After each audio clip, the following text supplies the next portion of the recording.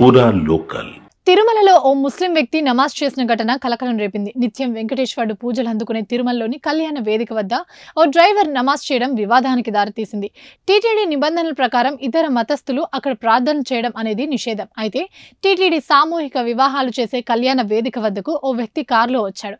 కొంత సమయం పార్కింగ్ లోనే గడిపిన సదరు వ్యక్తి కళ్యాణ వేదికపైకి చేరుకుని తన వద్దనున్న వస్త్రాన్ని నేలపై పరిచి నమాజ్ చేసి తిరిగి కారులో తిరుమల నుండి వెళ్లిపోయారు. అయితే ఈ సంఘటన మొత్తాన్ని అక్కడ సిబ్బంది గుర్తించక గమనార్హం. ఈ విషయం మీడియాలో రావడంతో తిరుపతి ఎస్పీ హర్షవర్ధన్ రాజు కళ్యాణ వేదికను పరిశీలించారు. ఓ భక్తి బృందంతో తిరుమలకు వచ్చిన డ్రైవర్ వారు దర్శనానికి వెళ్లిన తర్వాత నమాజ్ చేసినట్టు సీసీ కెమెరాల ద్వారా గుర్తించారు. అయితే తిరుమలలో నమాజ్ చేసిన వ్యక్తి ఎవరు, నిబంధనలు తెలియక చేశారా లేదా తెలిసే చేశారా అనే కోణంలో పోలీసులు విచారిస్తున్నారు. విచారణలో భాగంగా ఈ వ్యవహారం మరో మలుపు తిరిగింది. కళ్యాణ వేదిక వద్ద నమాజ్ చేయడం అనేది కొందరు వైసీపీ నాయకులు ఉద్దేశపూర్వకంగా తిరుమల ప్రతిష్టను దిగదార్చడానికి ఈ చర్యకు పాల్పడినట్టు తెలిసిందని టీటీడీ బోర్డు సభ్యుడు భానుప్రకాష్ రెడ్డి తెలిపారు. దీని వెనుక ఉన్న వారిని వదిలిపెట్టమని, వారిపై క్రిమినల్ కేసులు పెడతామని ఆయన పేర్కొన్నారు. భగవంతుని అడ్డుపెట్టుకుని ఇలా రాజకీయం చేయడం సరికాదని ఆయన హెచ్చరించారు. ఇవి ఇప్పటివరకు అప్డేట్స్. మరిన్ని అప్డేట్స్ కోసం చూస్తూనే ఉండండి పూరా లోకల్.